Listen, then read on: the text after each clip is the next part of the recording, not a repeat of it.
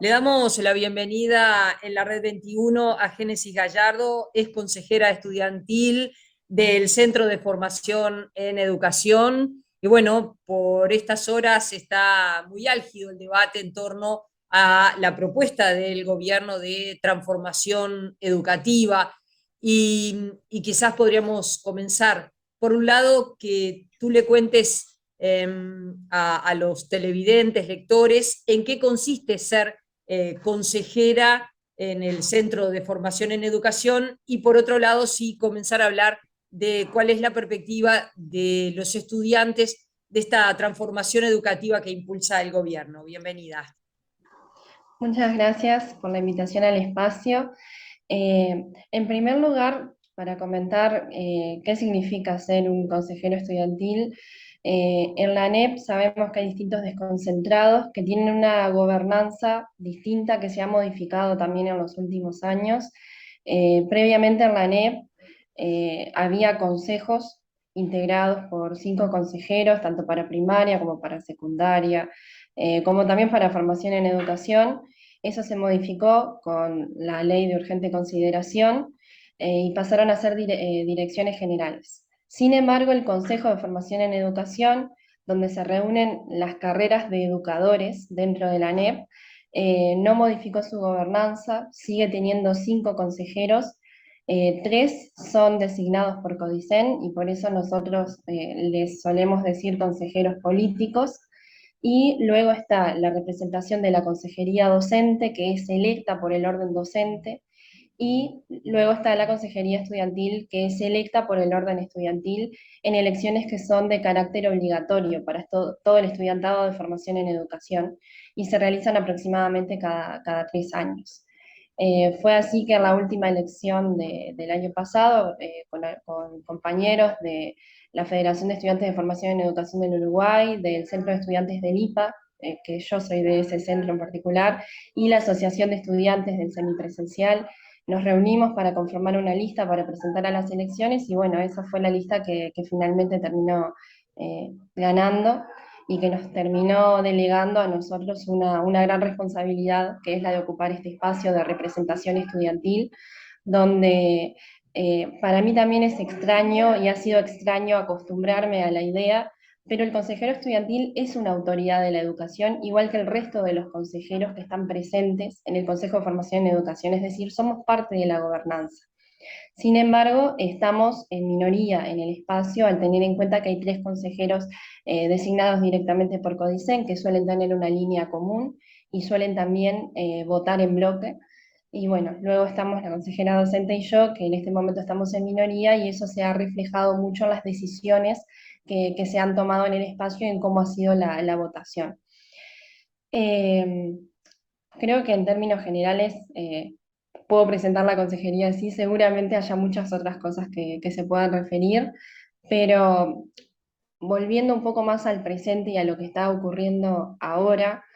eh, la transformación curricular que se está llevando adelante en toda la NEP, y bueno, en particular yo tengo la perspectiva desde el Consejo de Formación en Educación, es una iniciativa que están llevando adelante las autoridades políticas. Tiene que ver con promesas de campaña también que hicieron a toda la sociedad de modificación de la educación. Tiene que ver, entiendo yo, con un discurso de señalar la crisis de la educación y de indicar que la respuesta evidente y única a esa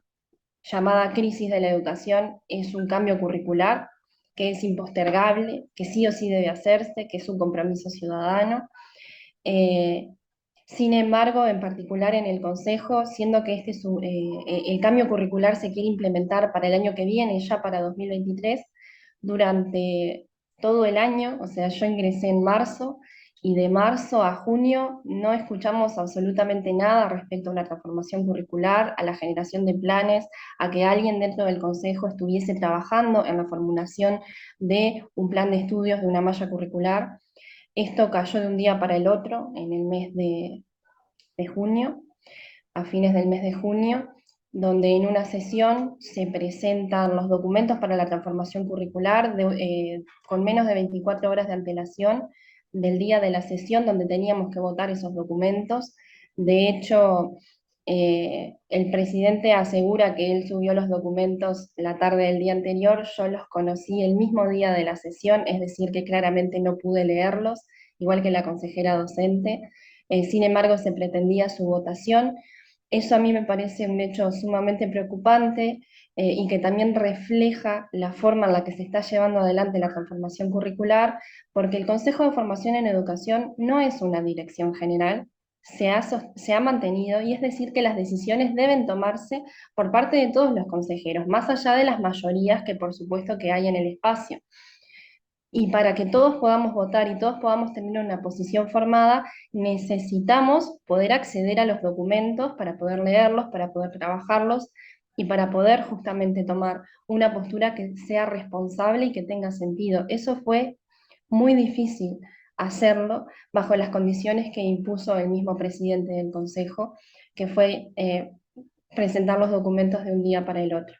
Nosotras en su momento con la consejera docente votamos en contra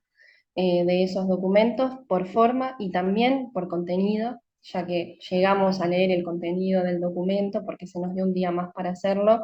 pero muy a las apuradas, pero de todas formas pudimos comprobar que había cuestiones del contenido que no atendían a los planteos que había hecho la comunidad educativa a fines del año pasado respecto a ciertas modificaciones en el plan de estudios que no fueron tenidas en cuenta, y también votamos en desacuerdo por la forma en la que estaba siendo presentada la transformación curricular. Ese hecho en particular, como mencionaba, refleja una serie de prácticas desde las autoridades de la educación de desaliento de la participación de la comunidad educativa en la construcción de la transformación curricular, que podremos estar de acuerdo o no en qué debe hacerse, en cómo debe hacerse, pero lo que sí entiendo yo que sería una cuestión de base a tener en cuenta es que sin la comunidad educativa, sin docentes y sin estudiantes, no se puede llevar adelante una transformación curricular. Porque por un lado yo puedo tomar la decisión de emprender la transformación, pero quienes van a estar en las líneas finales de trabajo para implementarla van a ser docentes y estudiantes. Y si no los tenemos en cuenta, cualquier plan que tengamos no se va a poder en los hechos implementar. Ujú. Em, ¿qué le dijeron, bueno, las autoridades políticas cuando ustedes le respondieron que en 24 horas no podían dar una respuesta sobre un conjunto de documentos bastante voluminosos? Y la respuesta fue que esto era un trabajo que se viene haciendo desde hace tiempo, porque en realidad el documento más extenso, el que tiene los lineamientos generales para la transformación curricular, ya había bajado el año pasado en una oportunidad, cerca de fin de año, si no recuerdo mal, en septiembre, hacia los distintos institutos de formación en educación. Se tuvo una jornada institucional en ese momento donde se elevaron varios aportes a ese documento que en ese momento tenía escrito en todo el documento que era un borrador. Eh, Creo que señalando ese aspecto de que el año pasado había existido una instancia de participación, se señaló que ese documento venía en construcción desde hace tiempo y que en realidad no era de un día para el otro. Sin embargo, en realidad no hubo una capacidad de responder realmente al planteo nuestro, porque más allá de que existió una instancia el año pasado, como mencioné anteriormente, durante todo este año no hubo ningún aviso, digamos, ninguna advertencia, ningún señalamiento de que en algún momento iban a aparecer estos documentos. Fue realmente una cuestión del día para el otro. Así que la respuesta fue totalmente insatisfactoria para nosotros. Génesis, ¿cuáles eran esos documentos que ustedes conocieron, bueno, 24 horas antes que se aprobaran? Los documentos abarcaban, por un lado, un cronograma para la transformación curricular,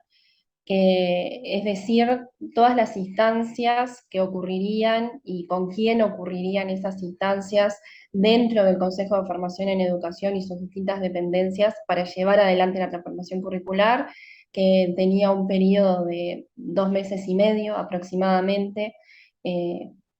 era un cronograma que abarcaba 2 meses y medio para llevar adelante la transformación curricular y por eso también fue uno de los documentos que nosotras cuestionamos por lo irreal de los tiempos y realmente ya en este punto se ha comprobado que no, ha sido muy complejo poder cumplir con ellos. Más cuando hay demandas de una extensión del plazo de parte de toda la comunidad educativa, que bueno, lamentablemente no han sido atendidas porque ha habido una intención de plegarse al cronograma aprobado. Luego había documentos para todas las carreras que incluían un esqueleto, digamos, de malla curricular que tenía la distribución crediticia de las materias, los trayectos que iban a existir, que sería el trayecto de lo que hoy en día entendemos como el núcleo común, la didáctica práctica, lo específico, y bueno, en esta oportunidad se agregaba el trayecto de lenguajes diversos para las distintas carreras del Consejo.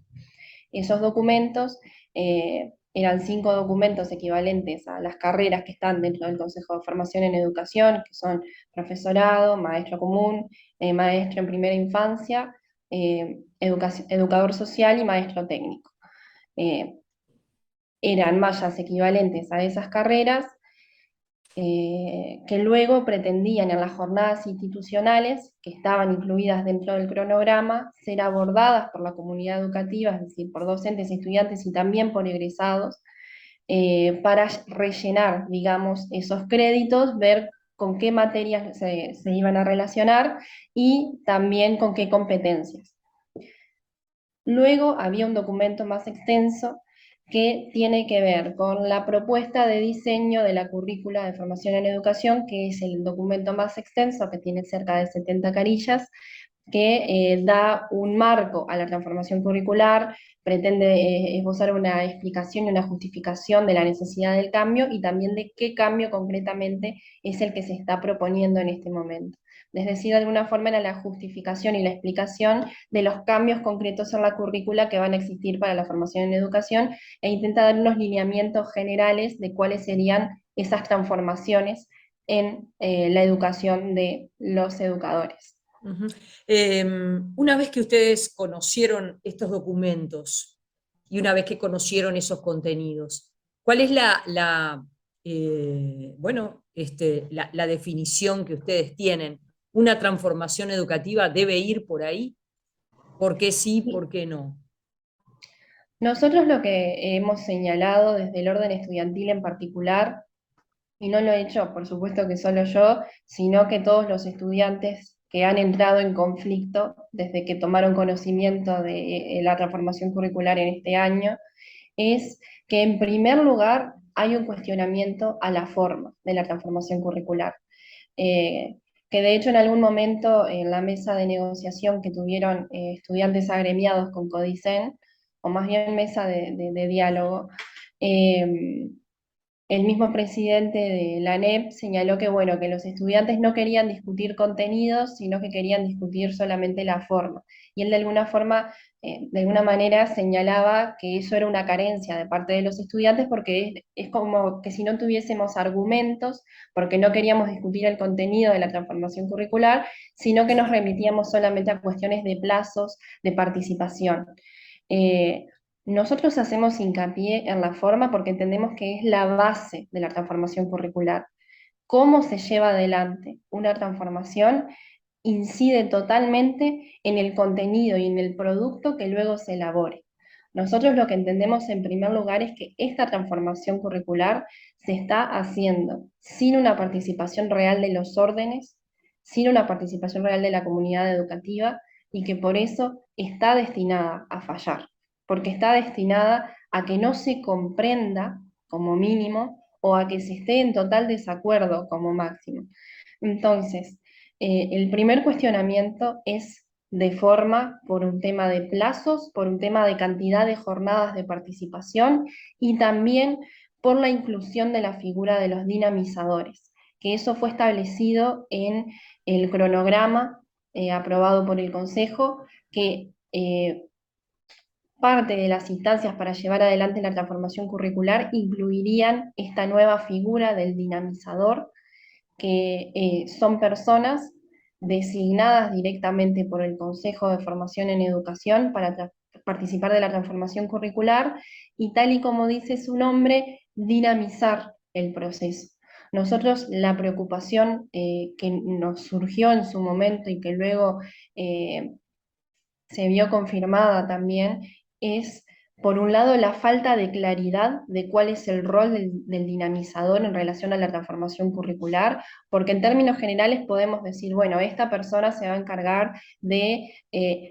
cuidar que el proceso se haga de la forma más efectiva posible, por ejemplo, podemos decirlo en términos generales. Ahora, ¿cómo se traduce eso en el diálogo con los órdenes? En la toma de decisiones de cuál va a ser la currícula y los contenidos y las sugerencias que efectivamente se tomen y aquellos que no. Eso en ningún momento terminó de quedar claro realmente.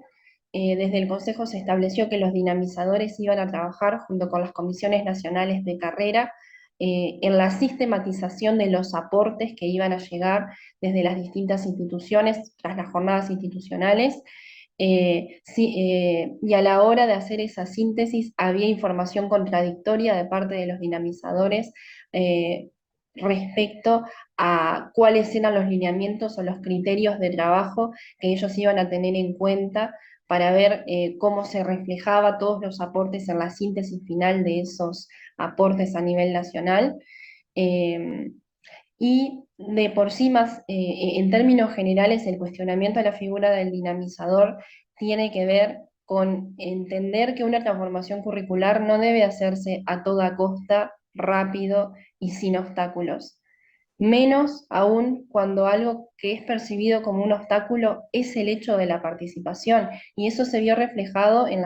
en el mismo discurso de las autoridades de la educación, de que nosotros estamos para tomar decisiones, es el momento de tomar decisiones, y los colectivos docentes y estudiantiles tardan mucho en ponerse de acuerdo. O sea, desde esa perspectiva, la participación es vista como un obstáculo, y así la figura del dinamizador termina acelerando el proceso de participación y dejándolo de lado para poder efectivamente implementar esta transformación para el año que viene. Es decir, nuestro cuestionamiento es de forma porque entendemos que la transformación curricular está viciada de base en cómo se está llevando adelante. Aún Veo así, que, sí, sí. no, veo que tú no hablas de transformación educativa, sino de transformación curricular. Para ustedes no se trata de una transformación educativa, sino que en realidad se trata de una transformación de la currícula. Y tiene que ver muchísimo con eso, porque, y esto es algo que nosotros señalamos también, que hay una sobredimensión del rol de la currícula y del plan educativo en relación a los problemas que tiene la educación. Entendemos que hay una perspectiva de que si se cambia el eje, por ejemplo, desde un plan eh, por contenidos, como se dice, hacia un plan por competencias, y que si hay cambios en las materias, en la carga horaria y en particular en la formación en educación, en aspectos como la semestralización y la creditización, bueno, que si cambiamos eso, todo va a mejorar. Los problemas de rezago, los problemas de falta de egreso, los problemas de desvinculación que hay en la formación en educación, que son muy grandes, y podemos señalar esa problemática y coincidir en que existe. Sin embargo, desde las autoridades lo que se ha tomado es una postura de decir que hay una solución evidente, única, inmejorable, que es transformar la currícula eh, con una justificación, la verdad que bastante cuestionable, porque desde todos los colectivos docentes y estudiantiles se ha, no digo todos, desde la mayoría en realidad se ha cuestionado la formación por competencias y los cambios que se quieren introducir en particular a la formación en educación, y no ha habido una respuesta certera desde las autoridades respecto a la justificación del cambio, sino que más bien es una apelación al cambio por el cambio mismo, el cambio como una solución evidente, porque si las cosas están mal tenemos que cambiar. Ahora, ¿es este el cambio en particular que va a ayudar a la educación? Nosotros lo que cuestionamos justamente es eso. Nosotros podemos coincidir en que es necesaria una transformación educativa. Ahora, ¿en qué términos? ¿De qué forma? ¿Con qué participación de la comunidad educativa? Y en este momento lo que estamos cuestionando es eso. Ustedes están convencidos que a partir de 2023 esta transformación curricular, estos nuevos planes de estudio se van a concretar, efectivamente va a instrumentarse ese cambio? Esta es una perspectiva personal que yo tengo a la hora de participar en el Consejo. Entiendo que esta transformación no se está llevando adelante de forma cuidadosa. Entiendo que hay una necesidad,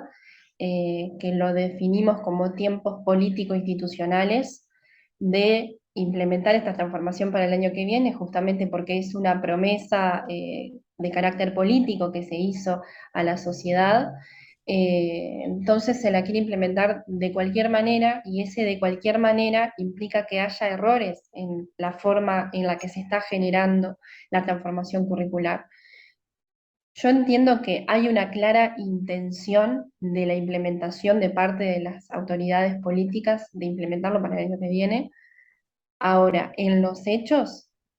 entiendo que es muy débil la estructura de la transformación en este momento. Hay muchas decisiones que, en particular en el Consejo, se están tomando sobre la marcha, cuestiones que aún a esta altura no están definidas y que deberían estar definidas para proyectar una claridad no solo hacia la comunidad educativa, sino a la sociedad como un todo. Eh, Sin embargo, son cuestiones que cada vez que se nos pregunta al Consejo, por ejemplo, se nos pregunta acerca de cuál va a ser el plan de transición entre el plan actual y el nuevo para los estudiantes, por ejemplo, o qué va a pasar con las condiciones laborales de los docentes, teniendo en cuenta que en la formación en educación, en la mayoría de las carreras, eh, y en realidad en las carreras que tienen mayor matrícula, como son profesorado y magisterio, las materias son anuales. Es decir, van a pasar en este momento a una semestralización. Y eso va a afectar las condiciones laborales de los docentes, porque ahora ya no tienen asegurado su trabajo durante todo el año, sino que durante el semestre en que toman el curso. El consejo dice que va a dar una respuesta a esto porque entiende que es importante dar una respuesta. Sin embargo, la respuesta certera todavía no ha llegado. Esperamos que se solucione en estas semanas, pero no hay un accionar asertivo de parte de las autoridades del Consejo respecto a la claridad del escenario en este momento. Por eso yo entiendo que hay una clara intención de implementarlo para el año que viene, pero a la vez entiendo que hay defectos de forma que van a afectar esa implementación y que si se lleva a cabo, seguramente se hará con muchísimos errores. ¿Aumentará la conflictividad? Eso es un análisis que estamos haciendo realmente semana a semana, eh, respecto a cuál es el escenario al que nos estamos enfrentando. En este momento no han habido respuestas certeras desde las autoridades de la educación respecto a las necesidades planteadas por los colectivos docentes y estudiantiles en sus medidas de lucha. En este momento el escenario de conflicto no ha terminado y no hay una resignación, o sea, no hay una intención de bajar los brazos, más allá de que desde el otro lado no haya una respuesta efectiva a los planteos. Entiendo que la intransigencia de las autoridades de la educación en atender las necesidades de la comunidad educativa genera en sí misma las condiciones para el conflicto. Eso es algo que me parece importante señalar porque se ha responsabilizado enteramente a los colectivos docentes y estudiantiles de la situación de conflictividad, y también se ha intentado por algunos hechos particulares deslegitimar las acciones emprendidas por estudiantes y docentes respecto a la transformación curricular. Sin embargo, realmente el Consejo Directivo Central de la ANEP y las autoridades dentro de los distintos subsistemas, por su falta de disposición al diálogo, están generando las condiciones para que el conflicto continúe e incluso se agudice. Entonces, en este momento entiendo que muy probablemente en este fin de año, donde todavía se está discutiendo los lineamientos de la transformación curricular, y a inicios del año que viene, donde se pretende empezar a implementar la transformación, seguramente va a haber una agudización del conflicto. Gracias por la entrevista. Gracias a ustedes.